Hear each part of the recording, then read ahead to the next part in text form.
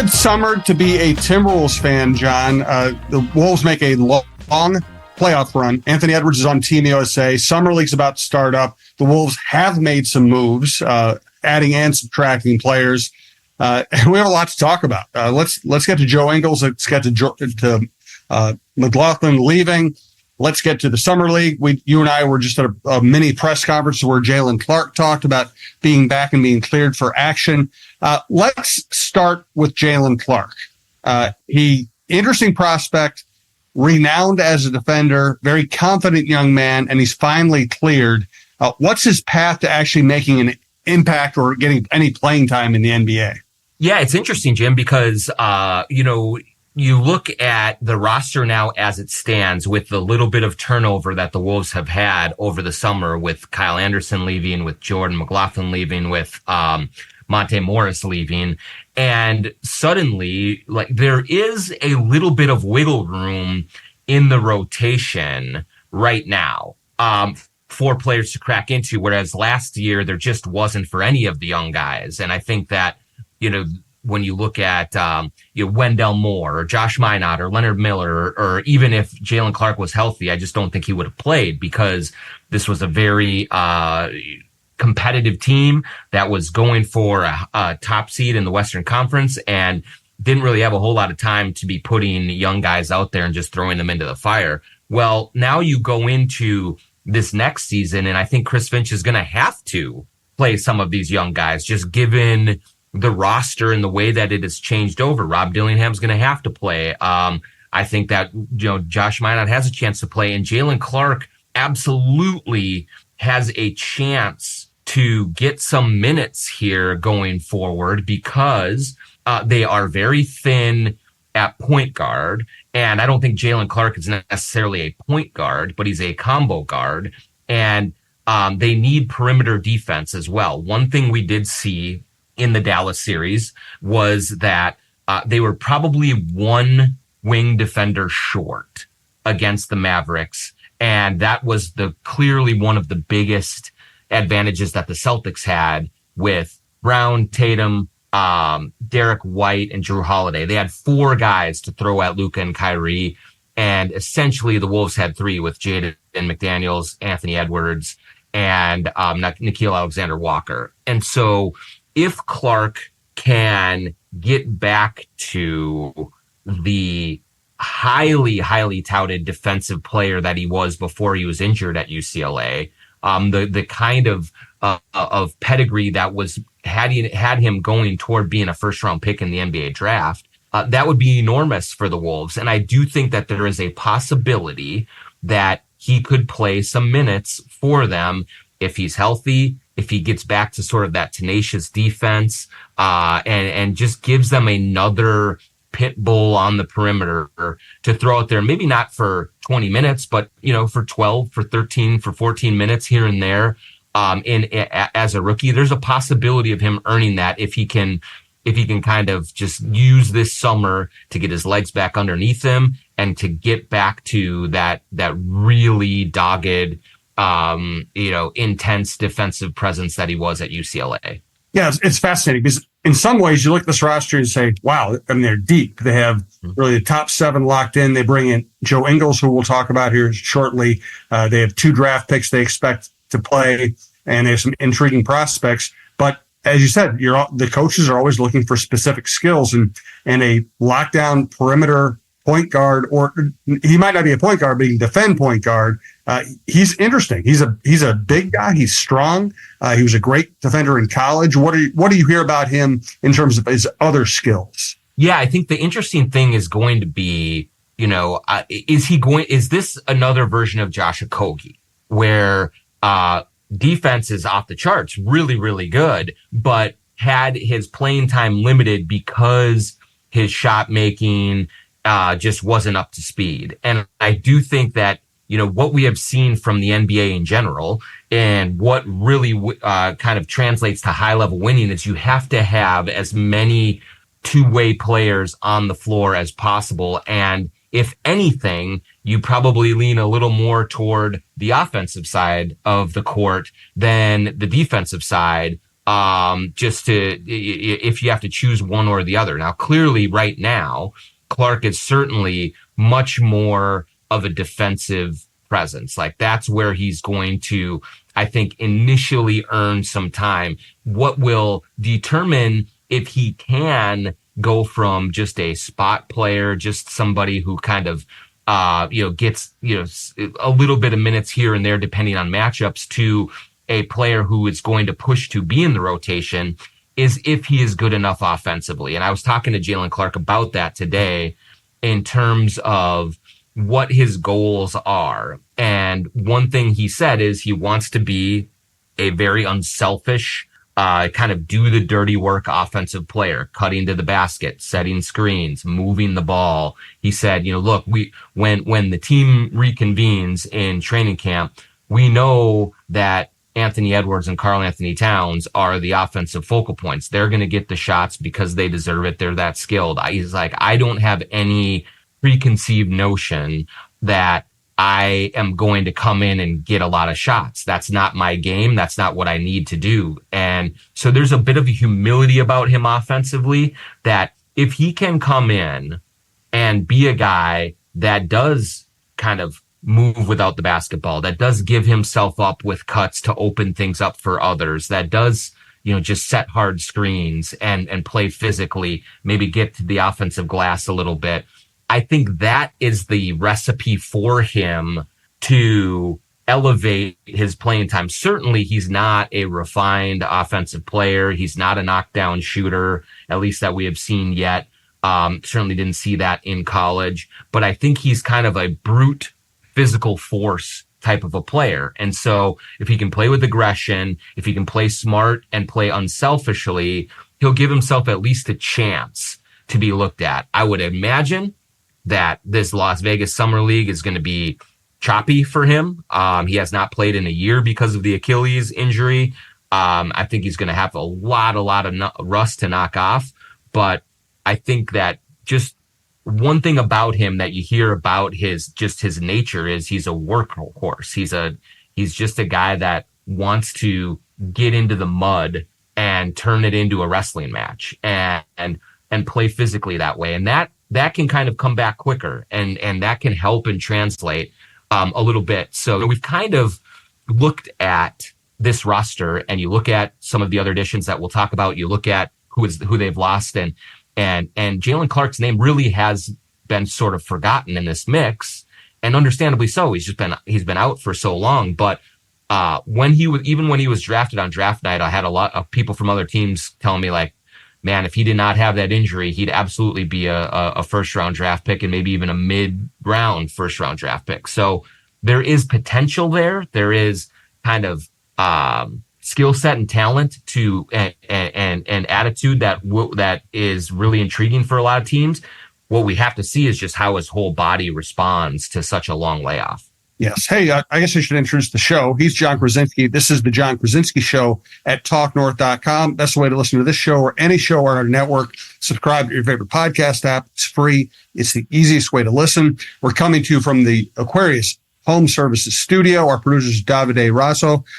We want to thank our many sponsors: Princeton's Liquors, True Vision Institute, TSR Injury Law, Head Flyer Brewing, and Shepherd Goods and Lamb Chops clothing line. We'll tell you more about them in a little bit. Let's get to Joe Ingles. What does he? I think he only averaged like 17 minutes a game last year. Obviously an older player, but a highly skilled player. What do you think he brings? Yeah, I think that really this addition is very indicative of what kind of changes the Timberwolves are sort of going through to try and make that final step from conference finals to NBA finals. Essentially what is happening here now is Kyle Anderson left for Golden State. Wolves did well to kind of extract a second round pick and a swap out of that. And they were not going to pay Kyle Anderson that much money. And so he goes to Golden State, where I think he'll fit in very well. But obviously Chris Finch relied so much on Kyle Anderson as a defensive presence, but certainly also as an offensive kind of fulcrum, someone that who could make plays for others, who did the right things, who another guy set screens, makes the right passes, makes the right reads, can get into the lane and score there. And Finch really loved him. Joe Ingles, from an offensive standpoint, I think it's going to fill right in to the Kyle Anderson role of come off the bench. You can run offense through him. The good thing about Joe Ingles that Kyle Anderson did not have, certainly not last year, is Joe Ingles is a 3-point shooter. He shot 43% last year on 3 attempts a game. I imagine he'll get a few more shots this year in whatever role he gets. And so he's going to help spread the floor. He's going to be able to knock down shots. The other big plus to Joe Ingles is he has played with both Rudy Gobert and Mike Conley in Utah. So there's going to be a lot of familiarity there for him. But I think the thing that we do have to acknowledge, too, is that Joe Ingles is nowhere near the defender that Kyle Anderson was for the Timberwolves. I think his biggest value for the Timberwolves was being able to guard multiple positions from bigs to smalls and really kind of just do whatever the team needed on a given possession, in a given stretch of the game. Ingles is not that guy. And so what I think he represents, Joe Ingles, Rob Dillingham, that kind of, that addition of talent, is that this Wolves team may not be the number 1 defense in the league next year. Maybe they fall to 3, 4, 5. Just given the changes in their rotation, the changes in their roster, and what they're going to emphasize. But the hope is that if they slip a little bit defensively, they make a big jump offensively. So with Dillingham's shot making and playmaking off the bench, with Joe Ingles coming in as a veteran leader, being able to be an offensive kind of maestro, and then also a shot maker from the perimeter, that you jump from like 17th to 10th to 9th to 8th, in the league offensively. And I think that is more of a recipe for real success in the playoffs than number 1 defense, 17th ranked offense. And what we saw with Dallas is they just couldn't keep up scoring wise in the Western Conference Finals. Ingles should help them that way. So I like that addition. The other thing that I do like about it is he does turn 37 in October, which means Chris Finch cannot play him 28 minutes a night for 72 games. Like, that's not going to happen. So that also kind of forces the Wolves to continue to play young guys, whether it's Terrence Shannon, whether it is Josh Minott, Jalen Clark, any of these young guys, they have to get minutes as well, because Ingles is not going to be able to keep that much of a workload. And so it gives them a veteran safety blanket, but also kind of builds in a necessity to develop some of the young guys at the end of the bench that didn't get, some of that run last season. Let's talk about this long year of basketball for the franchise and its players. First, though, we want to thank some of our sponsors, starting with Princeton's Liquors. Princeton's Liquors in Maple Grove. You've heard us talk about it for several months now. One of the just very best liquor stores in the upper Midwest, and certainly in the metro area. When you look at Bill Princeton and his family, they've been in business forever, almost 100 years now, kind of peddling booze and getting your favorite beverages to market. And when you go into Princeton's Liquors, you're going to see a couple of things that really stand out. One is their craft beer selection, the variety, the quality of it. You're just not going to be able to beat it in the Twin Cities area if you go to Princeton's Liquors in Maple Grove. They also have a massive focus on bourbon. So if you like whiskey, if you like bourbon, go to Princeton's Liquors. You're going to be able to find high quality, rare, hard to find selections of bourbon that will be the best for any palate that you want. And so they also have THC seltzers and gummies. They have anything that you could want in the beverage industry at Princeton's Liquors in Maple Grove. Bill Princeton is a third generation booze slinger. He's also has connections to the Timberwolves and Lynx franchise. He was an intern for the Wolves and Lynx 2000 and 2001 seasons. He wore the Crunch mascot costume in the summers sometimes, during that stint. So he's been here. He's from here. The whole family's here. Support the people who support us. Bill Princeton and Princeton's Liquors in Maple Grove. Another company that John has personal experience with, True Vision Institute. True Vision Institute is in Bloomington. I am in the process right now of scheduling my LASIK surgery with True Vision. What I love about my experience so far with them is that they welcomed me in to their offices in Bloomington, took me through all sorts of tests to make sure they found what the right procedure was for me to correct my vision. There was no pressure. There was no salesmanship. It was all just very nice, very knowledgeable people taking you through the steps to find out what best suits you and your needs from a vision correction perspective. I can't speak highly enough about how welcoming they are, how easy they are to work with. And I can't wait to tell you about the procedure itself, which hopefully by the end of this month, we will get, and I'll be able to wake up in the morning and not have to put glasses on for the first time since I was in 4th grade and be able to see everything around. I'm super excited about it, but I'm really even more excited to be aligned with True Vision because of how easy they are to work with and how just overall they've made the experience so easy to navigate. It can be a daunting thing. It can be intimidating, not with True Vision in Bloomington, truevision.com. You've heard Steve Terry on this network. You've seen him at our live shows. Great guy, does it. And, he does a great job with TSR Injury Law. They've helped so many people. They've won money through their efforts for so many people.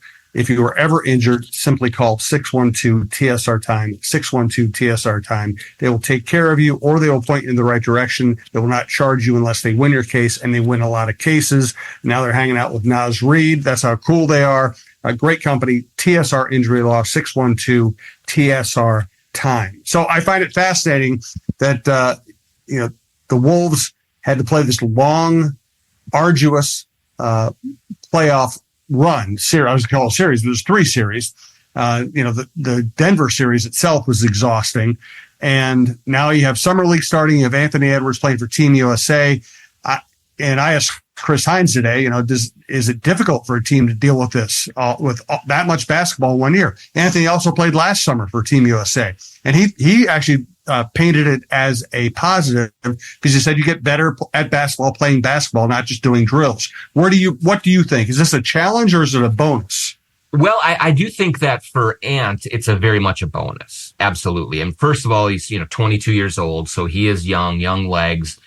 We saw footage from him on Monday, being the last guy on the floor or shooting shots at the Team USA training camp that's happening in Las Vegas right now. He clearly wants to soak up the environment and take advantage of it. I think when you put him in that environment with Kevin Durant, kind of his idol, with LeBron, with Steph, with all of these great players, it's just going to be an incubator for his talent. I think that also, at least early indications are, I don't think he's going to be playing 30 minutes a night.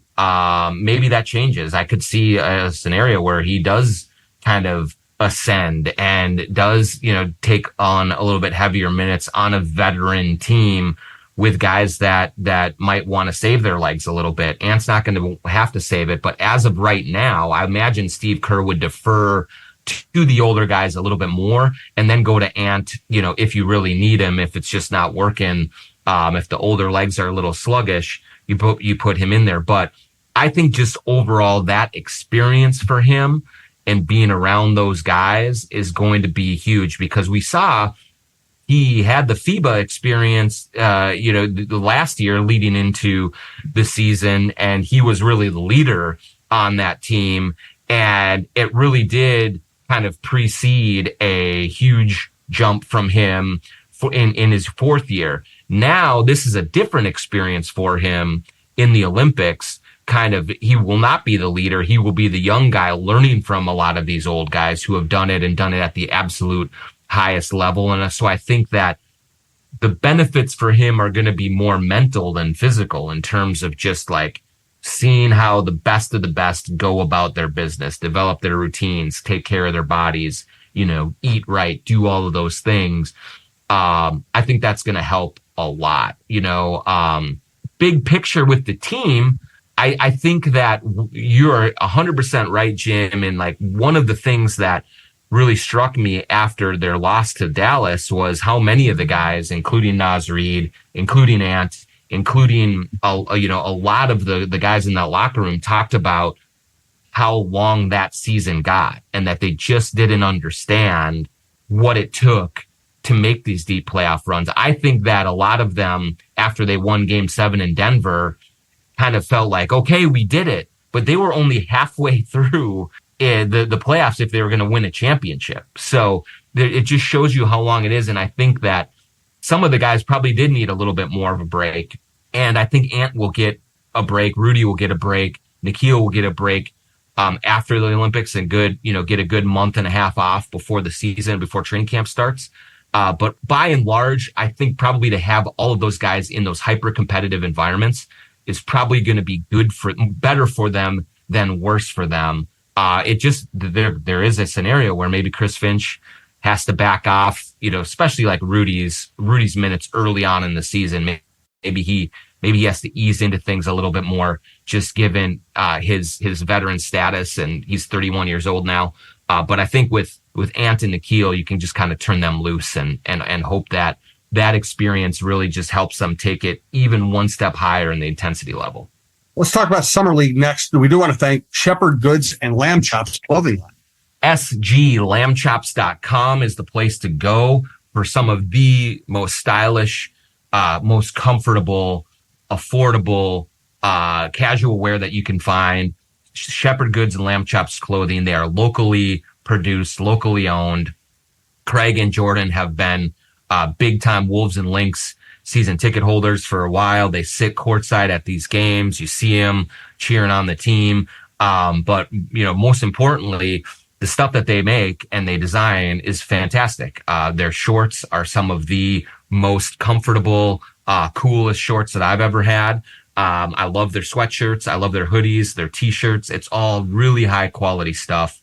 And you go to sglambchops.com, put in the promo code JONK20. That's 20% off your orders at Shepherd Goods and Lamb Chops clothing.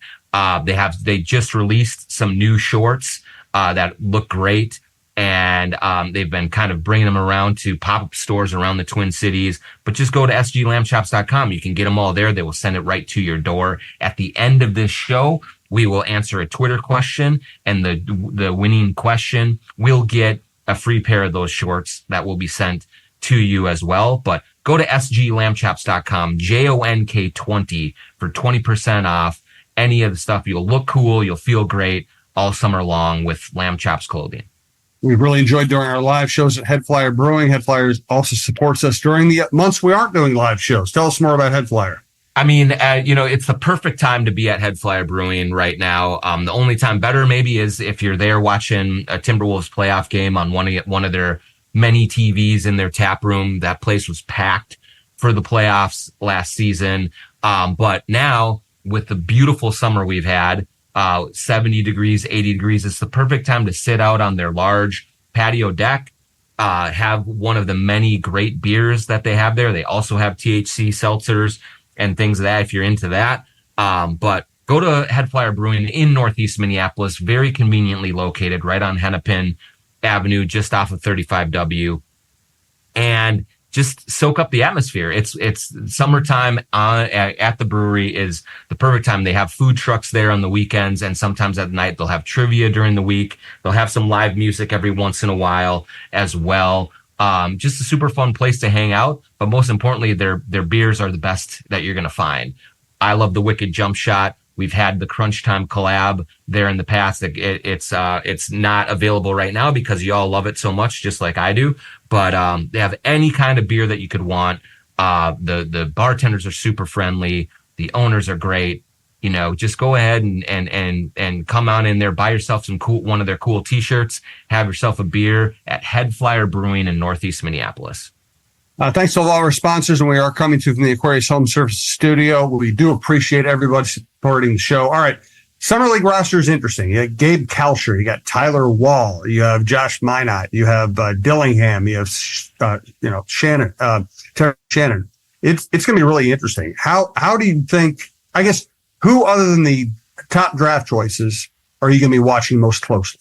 Yeah, and I really do like the look of how the roster shapes up when there have been Timberwolves Summer League teams in the past that really haven't brought a whole lot of juice to the occasion, and you're just like, yeah, man, is this all there is to it? And it's lacking in intrigue, but this one definitely does have more intriguing names than just Leonard Miller, than just Josh Minot, than Dillingham and Shannon and those guys. One guy that they did sign that is going to get, I think, an interesting look is Jesse Edwards. Was a two-way guy that has signed.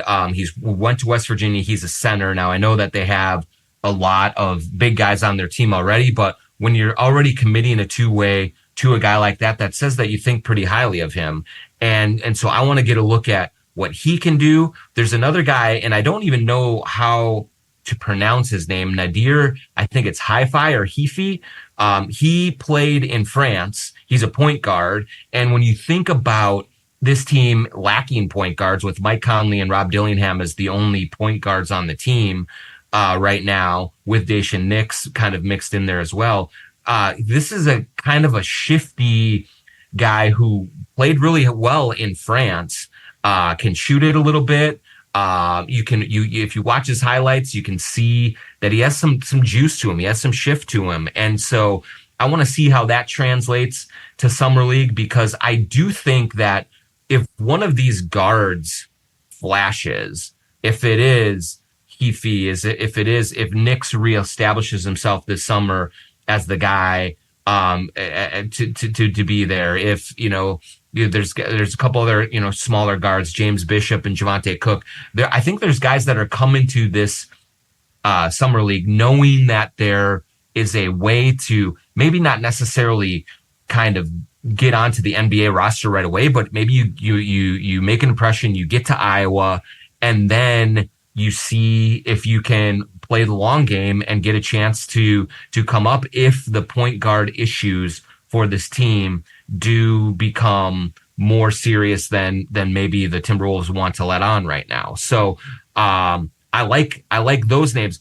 Maybe, what does Gabe Kalsher bring? Can he run an offense a little bit right now in addition to his shooting? So there's going to be a lot of competition for that combo guard, point guard spot. That's going to be fun to watch in Vegas. What did you think of Christie signing a pretty long-term deal with the Clippers? Yeah, so the Clippers have obviously had some success with Gophers, with Amir Coffey. He has really turned himself into a very good player for them in a rotation piece. Christie was a guy that the Timberwolves liked a lot. I can tell you that. I think they were looking at, possible second round selection if the board broke the right way. And they were eyeing him up a little bit for his shooting. I think that I do want to see sort of how the rest of his game translates to the NBA. But the Clippers are a team, after losing Paul George, they brought in a bunch of other guys, but they like kind of that Christie prototype, I would say. When you look at kind of just shooter, but can also put the ball on the floor a little bit. Can Christie defend at this level well enough? We'll see. But a lot of teams did really like him in the draft. There was talk about him late first round, early second round.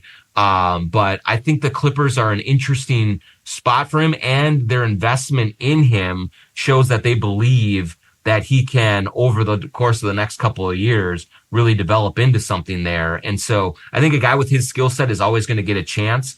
The Clippers usually do a good job of developing that talent. So I think it's a good spot for him. Do you have a Twitter question for us? Yes. Let me go right to it here.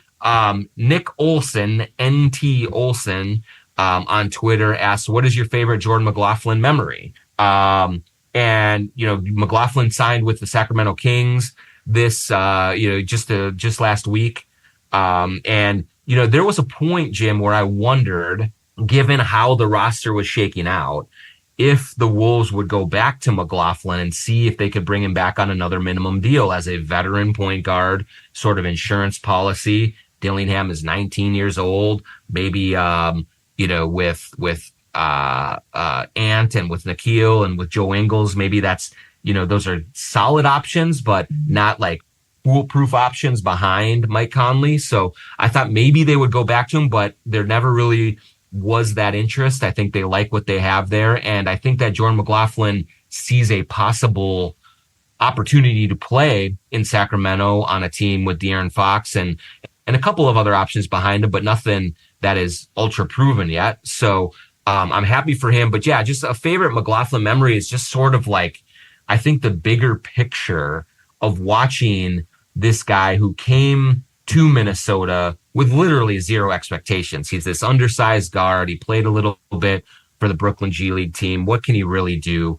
And then you just saw that every time he hit the court, whether it was in Iowa or with the Timberwolves, just good things always happened. And it wasn't always easy to explain, but he just had this unbelievable knack for getting others involved, for getting the tempo picked up. And so my favorite memory is always, the offense is struggling. Let's throw J-Mac in there. And then all of a sudden, pace picks up and the ball moves and he gets into the lane and shots start falling and his plus minus is off the charts at the end of each game. And he spent 5 years here and really turned himself into a very good player for the Wolves and someone who, he didn't start a bunch of games. He wasn't the sixth man, but he was someone that whenever they needed a boost and they turned to him, he always delivered. And so, that in addition to him and his wife Anissa, like being just wonderful people, I always really got to enjoy myself with just getting to know Jordan and a good dude and a really fun player to watch. So I'll be sad to see him go, but hopefully he gets a good opportunity with the Sacramento Kings. So Nick, thanks for your question there.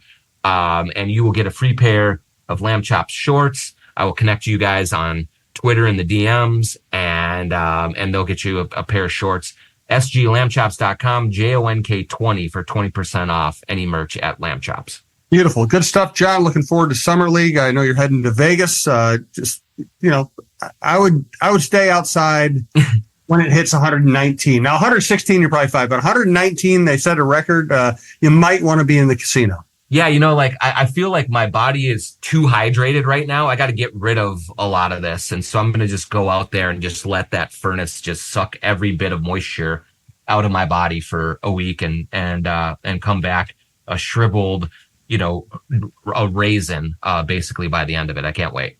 So you're going to look like me. Yeah, exactly. I can't wait. Good luck with that. Hey, John, it's a dry furnace. That's what everyone tells me. It's a dry furnace and it's also, a deep freezer when you step into the casinos that are like 62 degrees. And so I'll come back with a cold and just like the dissociative disorder of going from 130 to 62 back and forth. It's just great for the body. Should make the next podcast interesting. That's all I can.